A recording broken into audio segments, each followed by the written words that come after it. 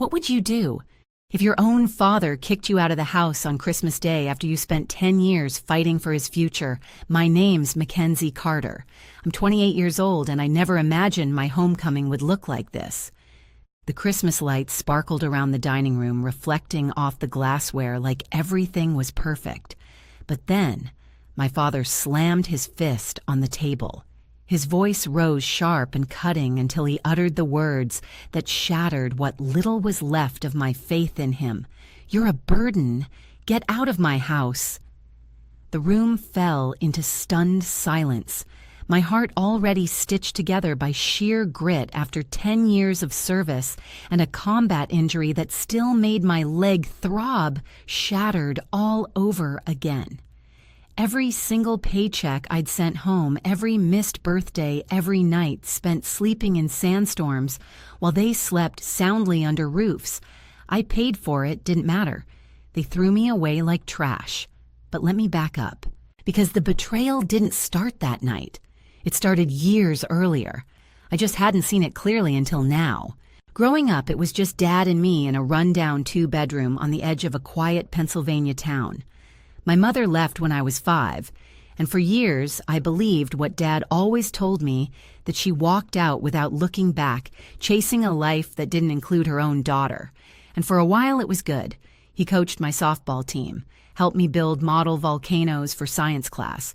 He worked overtime at the factory, came home smelling like metal and fatigue, and I'd stay up just to hear him call me his little soldier. Back then, he looked at me like I was his world. That gaze disappeared around the time I turned 13. He started coming home late, reeking of cheap whiskey and perfume that wasn't his cologne. Our conversations shrank to mumbles and grunts. My lunch money disappeared. So did the groceries. So did the softness in his eyes. By 15, I was working shifts at the local diner before school, after school weekends. He called it building character. I called it paying bills. But every summer, I escaped. 3 hours north, Grandpa Jack's farm waited for me like a second chance. The air was cleaner, the silence peaceful, and the work honest. Grandpa never talked down to me, never once made me feel like a burden. He'd take my hand small and callous from work and teach me how to mend fences, split wood, and respect myself. A person's worth, he'd say, isn't in what they take, but in what they give when no one's watching. It was there in those long summer days I first understood what real love looked like. Back home, though, things got worse. By my senior year, the house was one bad day away from foreclosure. Dad's drinking had escalated. I found final notices crammed in drawers, and I'd sneak to the bank to cover what I could, draining every cent of my savings. College. Out of the question. My paycheck was keeping the lights on. Then one day, a military recruiter showed up at school. He talked about honor, discipline, education. But all I heard was escape. When I brought the papers home, Dad went on a tear. Military. "Are you trying to kill me with worry?" until I mentioned the signing bonus. Then suddenly he changed tune. "Well, maybe it'll teach you discipline," he muttered, thumbing through the pamphlets and eyeing the benefits like they were lottery tickets. A week after graduation, I shipped out. Basic training nearly broke me, but it also rebuilt me. I learned how to fight, how to lead, how to survive. I climbed ranks fast, my drill sergeant noticed. He pushed me towards specialized communications training. I went from scraping by at a diner to standing in charge of field operations overseas. Every month, I sent money home. At first, it was just a third of my check, then half. Eventually, almost all of it. I didn't need much. Meals came from the mess hall, and I had boots on my feet and a bunk to sleep in. Dad started calling more. Not to check on me, but to talk about home improvements, about how he was finally catching up, about investing in the future. I wanted to believe him. I needed to believe that my sacrifice had meaning, that someone was safe because I was in danger. Then came the second deployment. In Afghanistan, I met Thomas. Quiet strength behind soft eyes. He was in communications too smart grounded. He was the kind of man you didn't just trust, you leaned on. We talked about post-military life, about starting a security business for vets. "We'll hire people like us," he said. "Create a family that gets it." We had plans, dreams. And then, An IED ended his life and left shrapnel embedded in my right leg and hip. I woke up in a military hospital half-drugged and full of grief.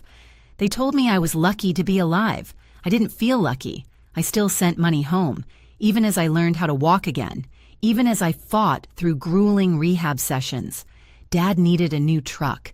Caitlin had opportunities. Barbara's business was growing. At least my money was helping someone right.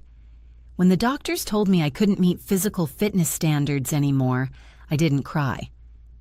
I accepted the honorable discharge and my medical retirement package. It was time to go home. I imagined a rebuilt house, warm hugs, maybe even gratitude. Instead, what I found was the biggest lie of my life. But nothing prepared me for the faces that met me at the door or the bedroom I no longer had. And in the next part, I'll tell you how I became a ghost in my own home. Don't go anywhere.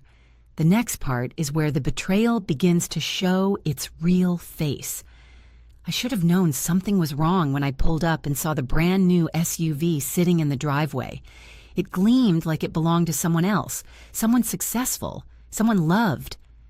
I stepped inside expecting the familiar creak of floorboards, the scent of lemon polish from the wood my dad used to clean when company came. Instead, I was hit with something artificial air fresheners and designer decor I didn't recognize. Mackenzie, Dad said, barely turning from the kitchen. "You remember I mentioned Barbara, right? I didn't." He never had. "And this is your stepsister, Caitlin." She didn't even nod, just looked me up and down like I was interrupting something. I didn't realize then that to them I was already an intruder. The guest room, which used to be my room, was now Caitlin's art studio. Easels, acrylics, expensive brushes. None of it touched. Just enough of a mess to look used, but nothing created. Just a shrine to potential. I was given a pull-out couch in the basement. No windows. Just boxes of my old childhood things, shoved into corners like the memories had become clutter. For the first few days, I tried to convince myself it was just adjustment. That maybe they were surprised I came home earlier than expected. That maybe they'd warm up. They didn't. I noticed the small things first. Barbara accidentally misplacing my medications. Caitlin playing loud music late at night, mocking me for not being able to sleep. Dad sighing every time I limped across the floor like the sound of my cane embarrassed him. Then it got worse. One morning, Barbara sipped her organic tea and casually asked, "So, when do you think you'll be ready to get a job again? These medical bills must be exhausting for Richard." Medical bills. My insurance covered everything. "I'm still recovering," I said cautiously. "PT applications to transition programs." Barbara just smiled, that tight-lipped, condescending smile. "Of course. But we all need to contribute eventually," Caitlin chimed in from the other room. "Lots of veterans get depressed. Maybe you should, see someone." It wasn't concern, it was performance. That night, I heard Barbara complaining to Dad in the kitchen. "She takes up so much space down there, and the cane on the floor, it echoes." "She's been through a lot," Dad said, but his voice lacked conviction. "She needs to stop moping and start helping. I started applying for local jobs, retail part-time admin work. But every time I brought up an interview, Barbara would ask if I could reschedule my PT instead. We just have so much going on right now." One morning I tried cooking breakfast. Pancakes, eggs, coffee, a peace offering. Barbara walked in, sniffed the air, and said, "Oh, you use the old skillet. I usually do things a little cleaner." Then dumped the food in the trash and made toast. Caitlin refused to eat it. Said the smell made her queasy. I kept telling myself I'd find a way to coexist, that I could fix it. Then Christmas came. I spent weeks carefully picking out presents. Nothing extravagant, my pension didn't allow it, but personal. For Dad, I found a vintage pocket knife like the one his father gave him. For Barbara, a hand-glazed ceramic serving dish made by a disabled veterans co-op. For Caitlin, a handmade photo album. I'd found some of her childhood photos in boxes and carefully assembled them into a keepsake. They're gifts to me. A generic gift card to a store I'd never stepped foot in and a book titled Transitioning to Civilian Life Overcoming Dependency. "I picked it out," Barbara said proudly. "Thought it might help you. figure things out. I smiled, said thank you, then slid the book under the couch when no one was looking. Christmas morning was chaos. Barbara barked orders from the kitchen like she was hosting a royal dinner. Caitlin lounged on the couch with her early present, a brand new laptop, already grumbling that it wasn't the newest model. Dad barely looked at me. I offered to help. Got shooed away. Just relax, Barbara snapped. You've done enough. Apparently doing enough meant sending home tens of thousands of dollars over 10 years, while they repainted my walls, remodeled my home, and replaced me in every possible way. That afternoon, the guests arrived. Barbara's clients, Dad's coworkers, Caitlin's boyfriend Troy, a business major with teeth too white and questions too pointed. So, did you ever, kill anyone I choked on my water? Excuse me. Well, I mean, it's war, right? I fled to the kitchen, needing to breathe. Barbara followed. Could you at least try to socialize? She hissed. These people matter to your father. Stop making everything about your situation. My situation. That I had left blood in sand and buried the man I loved just to be told I was in the way I didn't trust myself to answer. We sat down to dinner at a table Barbara insisted on importing mahogany antique unnecessary. Dad stood carving the turkey, grinning like he'd earned every slice. I just want to say, this has been a big year for our family, he said. Barbara's business is thriving. Caitlin made the dean's list, and I've recently become an investor in a promising opportunity downtown. He raised his glass. To success and new beginnings. I raised my water, silent. No mention of my return, of my service, of the 10 years I gave. Nothing. After a pause in conversation, I leaned forward. I was thinking about using some of my savings to take a small business course through the VA. They've got a program always looking for handouts, Dad muttered. The entire table fell still. That's what they teach you in the military, right? He added. Everything provided, no personal responsibility. I felt the heat rise in my chest. My breath caught. That's not what I meant, I said carefully. They offer resources to help veterans transition, he mocked. That's all I hear. Meanwhile, you're eating our food, sleeping under my roof, not contributing. I blinked. I've offered to pay rent, buy groceries, with what he snapped. Your disability checks money you get for doing nothing. Barbara placed a hand on his arm. Richard, not now. No, let's talk about it, he continued. 10 years in the military, and what do you have to show for it? A bum leg and nightmares. That's when it happened. The pain, the clarity, the fracture between who I was and who they saw me as. I wasn't their daughter. I was a wallet, a prop, a burden. They say betrayal feels like a knife in the back, but when it comes from your own father, it's more like a slow, suffocating fire burning through everything you thought was safe. That Christmas dinner was supposed to be a celebration. Instead, it became my battlefield. The turkey was dry. The tension in the room even drier. Dad's work friends made polite conversation. Barbara played the smiling hostess. Caitlin rolled her eyes at every mention of the military, clutching her phone like a lifeline. Troy, her boyfriend, kept sneaking glances at me like I was some kind of zoo exhibit. I'd spent 10 years in service. Missed birthdays, holidays, funerals, sent every penny home. And here I was being treated like a guest, overstaying her welcome. But I still tried. I thought I'd use some of my savings to take a business course I offered, Voice Steady, Hopeful. The VA has a program that always looking for handouts. Dad cut in loud enough for everyone to hear. His fork clinked against his plate as he leaned back, wine glass in hand. Whispers, tension. The entire table froze. What I asked, blinking. The military teaches that, doesn't it? He smirked. Everything's handed to you, never had to earn it. And now you're living here, sponging off me. The glass in my hand trembled. I sent you money, every month, for years. Child support, he scoffed. That's what parents are owed. My jaw dropped. I was an adult, Dad, serving my country. Barbara chimed in, lips pursed. Richard managed this house just fine. Whatever you sent was a drop in the bucket. Caitlin added, "It's not like your army money paid for anything important." I looked around the room. Barbara's diamond earrings, Caitlin's designer watch, Dad's new golf clubs in the corner, the SUV parked outside. "What happened to the money, Dad?" I asked. Quiet, direct. The room went silent. His face hardened. "I don't answer to you about finances. Not in my house. The house my money helped save from foreclosure," I said, the burn behind my eyes turning to ice. Then he exploded. "Enough."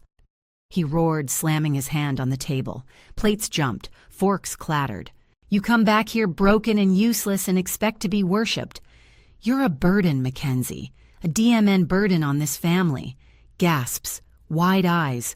Caitlin's boyfriend looked like he wanted to vanish into the floor. My stomach dropped. I felt it physically, like something unspooled and snapped inside me. And yet, I didn't cry. Not this time. I set my napkin beside my untouched plate and stood my injured legs screaming beneath me. "You're right, Dad," I said, my voice steady. "I don't belong here." I scanned the faces around the table, so smug, so complicit, so silent. I spent 10 years believing I was supporting my family. Turns out, I was funding a fantasy. "Get your things and get out," he spat, pointing toward the hallway. "Go find somewhere else to play the victim." Barbara winced. One of Dad's friends muttered, "It's Christmas Richard." "Her choice," he barked, "always has to make a scene." I didn't respond. I didn't scream. I just limped toward the stairs, each step pounding like a drumbeat of clarity. Down in the basement, I packed with mechanical precision: meds, military paperwork, my duffel bag, a few precious photos, Thomas's last letter, my service medals, everything I had left. When I returned upstairs, dinner had resumed like nothing happened. Laughter, wine refills, Caitlin scrolling her phone. Only one person met my eyes, Troy, and for the first time he looked genuinely ashamed. At the door, I paused. My father, the man I sent thousands to support, sat smugly at the head of the table, carving into the turkey like he hadn't just carved through his daughter's heart. "Merry Christmas," I said to no one in particular. And then I stepped into the snow. The wind bit through my jacket. The snow soaked my boots. My leg burned. My pride bled. 3 blocks from the house, I stopped under a street lamp, blinking against the cold and the rage. I was homeless, on Christmas. I pulled out my phone. No missed calls, no texts, no one asking if I was okay. I scrolled through my contacts. Old friends moved away. Military buddies scattered. Everyone I knew had lives, families, homes. But then, I remembered someone.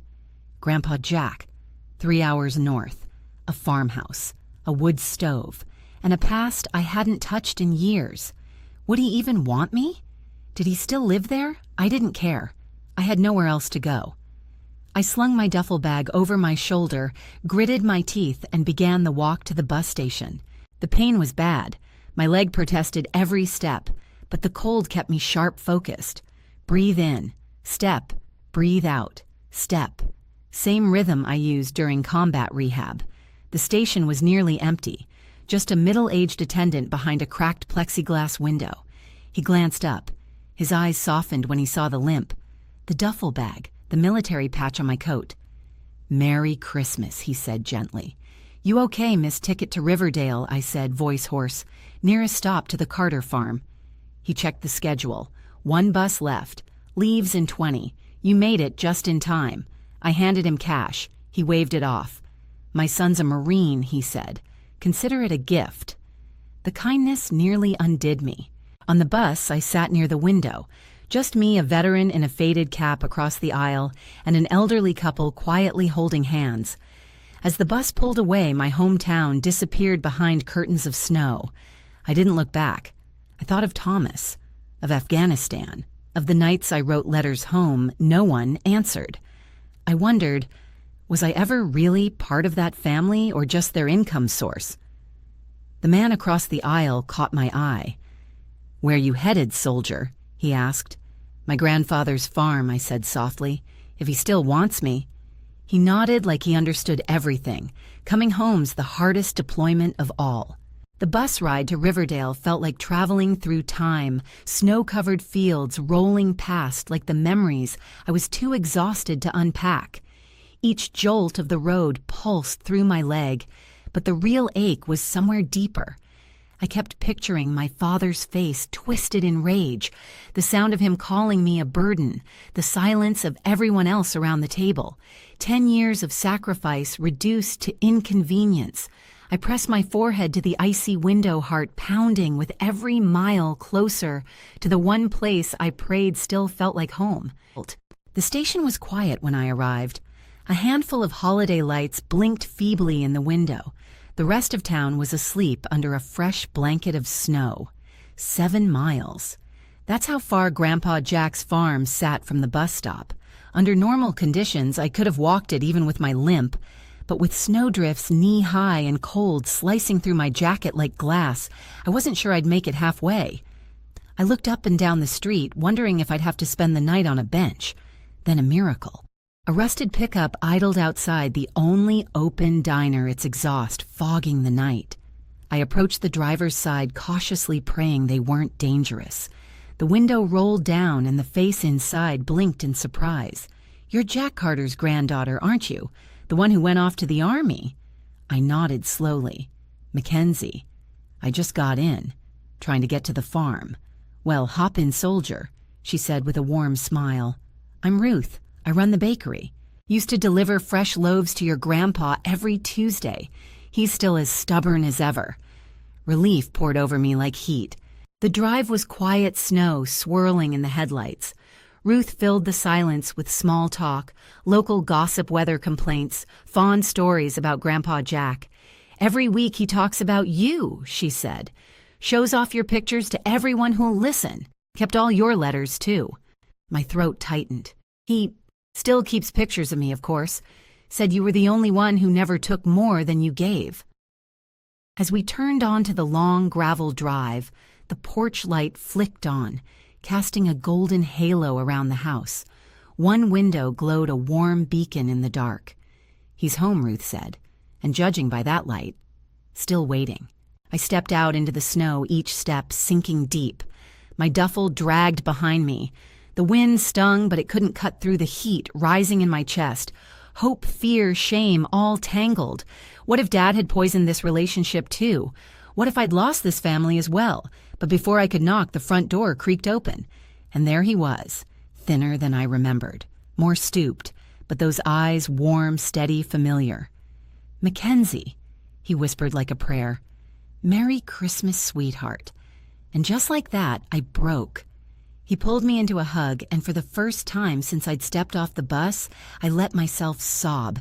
The kitchen was just as I remembered it. Checkered curtains, ancient stove, and the smell of cinnamon and old wood. A small Christmas tree sat in the corner, decorated with handmade ornaments I'd crafted as a kid. He'd kept them all. He made cocoa without asking, sliding the steaming mug toward me like no time had passed. "You're frozen," he said. "Sit. Rest." As I sipped, I took in the walls lined with framed photos of me, my graduation, softball uniform, military portrait, even a newspaper clipping of my unit's humanitarian mission in Kandahar. "You've been keeping tabs on me?" I asked, voice breaking. "Always," he said softly. "You're all the family I've got." That simple sentence, after everything I'd endured, felt like a balm on my rawest wounds. I told him everything. From the day I enlisted to the Christmas dinner explosion, Thomas, the injury, the lies, the silence, my father's betrayal. He listened, never interrupted, just clenched his jaw and blinked away tears. When I finished, he stood abruptly and disappeared into his study. He returned with a stack of letters bound in twine. "Your mother," he said. "I've been waiting years for the right time." My breath caught as I recognized the handwriting. Letter after letter. Dozens, all addressed to me. The earliest dated just weeks after she abandoned us. "My dearest Mackenzie, I know your father is telling you I left because I didn't love you. That couldn't be further from the truth." The truth unraveled in front of me. She hadn't walked away. She'd fought hard, filed for custody, sent child support, birthday gifts, Christmas cards, called every week, all intercepted. He told her Grandpa said bitterly that if she kept pushing, he'd disappear with you. She believed him. My mother eventually moved to Colorado, became a college professor. She waited, hoping one day I'd reach out. But I never did, because I never knew. Did you know I asked, voice trembling? Not at first, Grandpa admitted. Your father cut me off too. Told me I wasn't welcome if I kept siding with her. He paused, eyes heavy. I didn't find out until a few years ago, when you made the news for that rescue in Kandahar. Helen saw it, contacted me. We compared stories, realized the truth. The truth, my mother didn't abandon me. She loved me, fought for me, was blocked at every turn by the man I trusted most. But the night had more revelations left. There's something else, Grandpa said gently, about the money. Of course there was. Your other grandparents, your mom's folks, left you a college trust fund, almost $70,000. Your father was the trustee until you turned 25. He drained it. The floor dropped beneath me. Gone. All of it. College. Security. A future. And the money I sent from the military. Most of it was used to pay off loans he'd taken out in my name. Using my power of attorney, he hadn't just misused the money, he'd systematically stolen from me. For years. Your mother found out in her divorce settlement. She tried to contact the military, but by then, you were deployed, hard to reach. She kept everything. Her lawyer kept records. I have them all. I sat in stunned silence as Grandpa laid out the final document. My mother's will. She'd left me her house, her savings, her journals, a fresh start, a legacy. Tears streamed down my face. Why now, I asked. Why not sooner? I tried, he said. Every time you visited, I tried. But your dad, he always had a reason you couldn't call. Then came your deployments. And I worried you were too far gone to hear the truth. That night, I stayed up reading her letters. Every word a connection I never knew I had. Every paragraph another stitch in the hole that had lived in my chest for 23 years. At dawn, I finally fell asleep, her compass pendant clutched in my hand. A gift from the mother I never truly knew, meant to help me find my way. Some confrontations burn slowly like embers waiting for air. This one, it ignited like dry brush in the heat of August. 10 days after Christmas, I drove Grandpa's old pickup into town with a folder of evidence beside me. Bank statements, trust, documents, letters my father thought he'd buried. And sitting beside me, calm as ever, was Edmund Lawson, Grandpa's friend, and one of the county's most respected attorneys. We weren't just here for closure. We were here for justice. The insurance office where my father worked hadn't changed. A squat beige building on Main Street sandwiched between a law office and a pharmacy. I parked across the street and stared at it, breathing deep. The same building where he used to bring me after school, where I'd sit coloring in the back room while he crunched numbers and shook hands. Now I was here to tear it all down. You don't have to do this in person, Edmund reminded me. We can file the paperwork and let the legal system handle it. I touched the compass pendant at my neck, my mother's gift, and shook my head. No. He needs to see my face. He needs to know I know. We entered at 2:15 p.m. strategically between his lunch break and first afternoon meeting. The receptionist, a young woman who clearly didn't recognize me, looked up. Hi, can I help you? Please tell Richard Carter that his daughter and attorney Edmund Lawson are here. Her eyes widened. Everyone in this town knew Edmund. She nodded silently and disappeared into the back. Minutes later, my father appeared. He froze in the doorway. His confident posture deflated at the sight of Edmund's briefcase. Mackenzie, he said cautiously, this is unexpected. Is there somewhere private we can talk? I asked, calm and collected my voice, not betraying the storm underneath. He led us to a conference room. Close the door carefully. If this is about Christmas, Barbara and I were just talking and maybe we overreacted. This isn't about Christmas, I said, cutting him off. This is about 23 years of lies. Edmund opened the briefcase and began placing documents on the table with precision, each thud a chapter of his downfall. Mr. Carter Edmund began, "We represent your daughter in a matter of financial fraud, identity theft, and misappropriation of trust funds." Dad blinked, laughed once, sharp and bitter. "This is nonsense. I've seen the letters I said flatly, all of them. The ones you intercepted from Mom, the custody agreement you violated, the trust fund you drained." His smile cracked. "She abandoned us," he said weakly. "No," I snapped. "She didn't. She fought for me. You lied. You took her child support checks and made sure I never saw her birthday cards."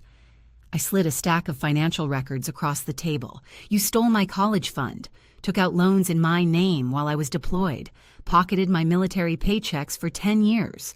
I'm your father," he said defensively.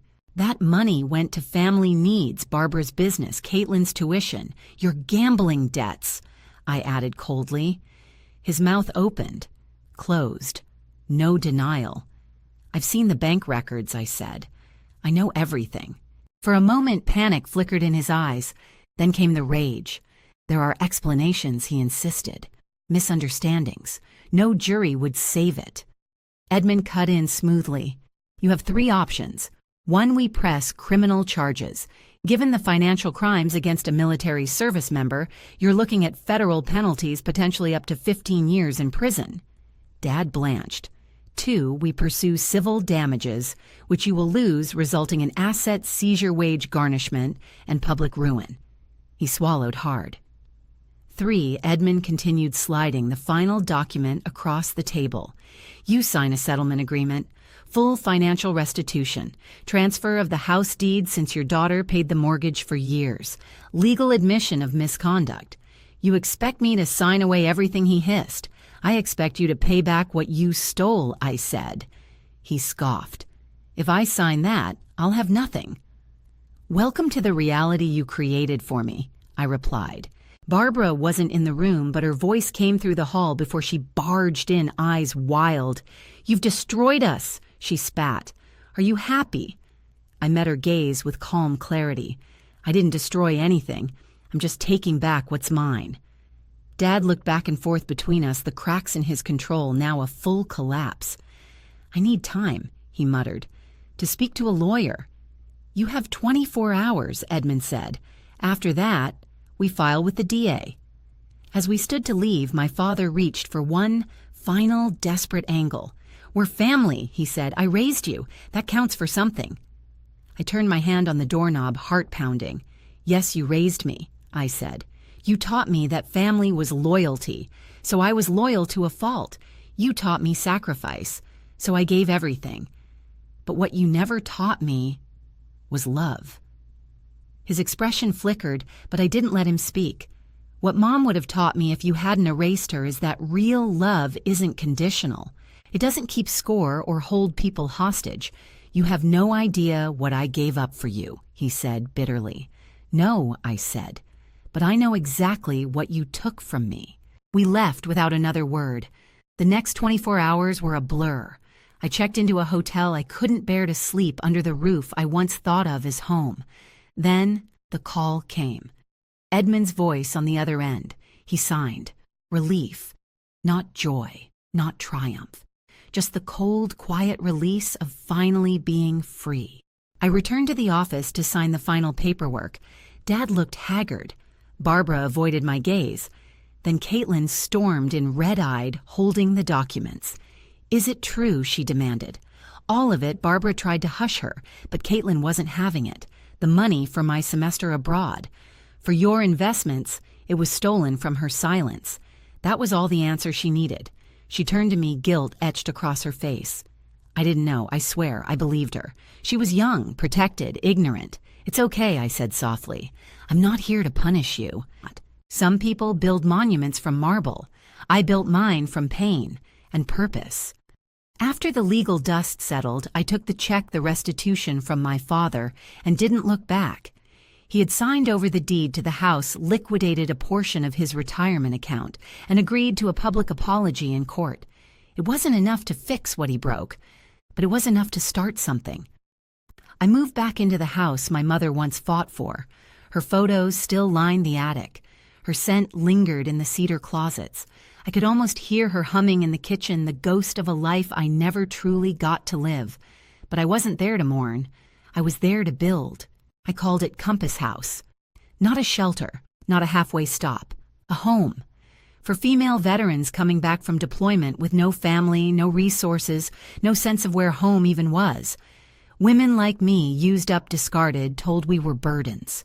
The first time I walked through the doors as director, I wore my service pin and my mother's compass pendant around my neck, a reminder of who I came from and what I was returning to. My first resident was Angela, a Marine who'd lost her leg in Afghanistan. Her family refused to house her because she was too angry.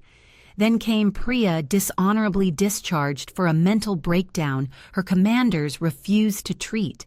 Then Jordan, who'd been sleeping in her car, afraid to ask for help. Each woman carried her own war, and not just the one overseas.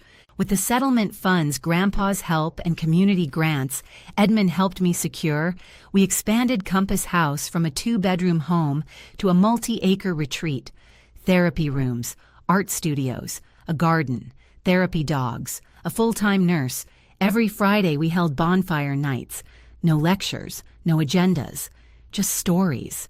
Real, raw stories of women who served, were discarded, and found one another through pain and purpose. I didn't see my father again, but Caitlin reached out 6 months later. She asked to meet at the local coffee shop. Her face had changed, less arrogance, more grief. I sold the car, she said quietly, and the purses, the jewelry. She slid an envelope across the table. It was a cashier's check, half her college savings. I know it doesn't undo anything, she whispered, but I didn't know. I really didn't. I nodded. I believe you. Do you hate me? No, I said, but I've had to rebuild myself from ash, and I don't owe that to anyone anymore. She nodded, then asked if she could volunteer at Compass House. I said yes. Barbara never apologized. That was fine. I didn't build Compass House for people like her. I built it for the girls in uniform whose families deleted them the moment they stopped performing, for the women who came home with medals and nightmares and were told to get over it, for every Christmas morning that ended in silence. Last December, I hosted a holiday dinner at Compass House. We made roasted turkey-baked cinnamon apples and homemade rolls. There were no fancy platters, no false toasts, just mismatched chairs, warm lights, and women singing off-key to Mariah Carey. Halfway through the night, Angela handed me a wrapped box. Inside was a mug that read, "Not a burden." A damn force of nature. I laughed. I cried. I drank cocoa from it every night after. They say home is where the heart is, but sometimes home is where your heart was broken, and you rebuild anyway. I never got to have a mother-daughter reunion, but I made sure her voice lived on in the walls of Compass House, in every woman who walks through its doors and is told you are not too much, you are not too broken, you are not a burden, you are the storm they never saw coming. And I'll be here, quiet, steady, and unshakable, helping each one find her way home.